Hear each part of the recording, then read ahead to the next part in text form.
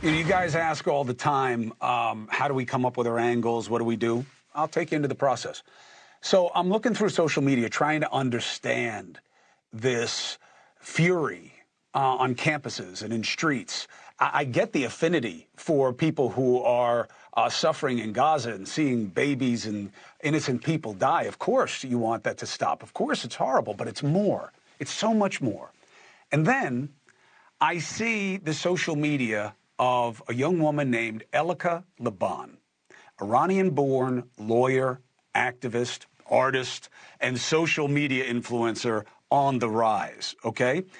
She believes in Palestine and their rights and that there is suffering, but now sees something on the left wing in America that concerns her as much as anything. And Elika joins us now. Thank you very much. Good to have you.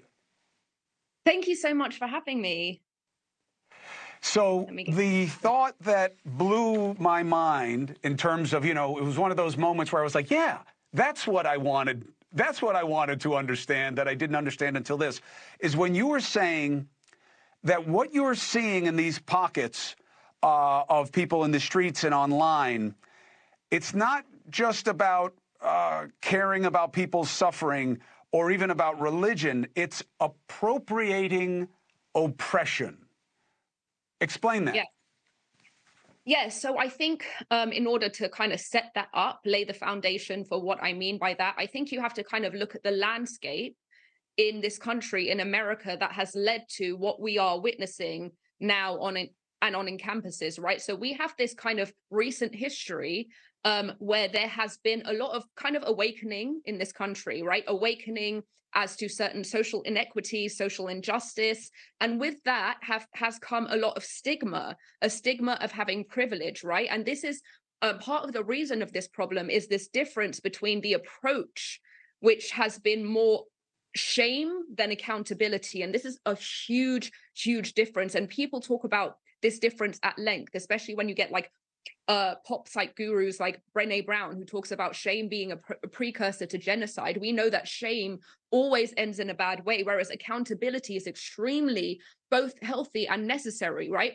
So you had this experience of a number of years of people just being shamed for being who they are or having some type of privilege, and they didn't know how to manage that shame, so they internalized it. And that internalized shame kind of resulted in this desire to disassociate from the stigma of privilege, right? And so where did this outlet for this shame manifest? It manifested in this desire to adopt the identity of those who are suffering, to adopt the identity of those who are oppressed. So when you see, people suffering in Gaza, people suffering in Afghanistan, in Iran, the oppression that they face under their, fundamentalist extremist governments, it's this desire. I want to be more like you because I'm so sick of this stigma of privilege.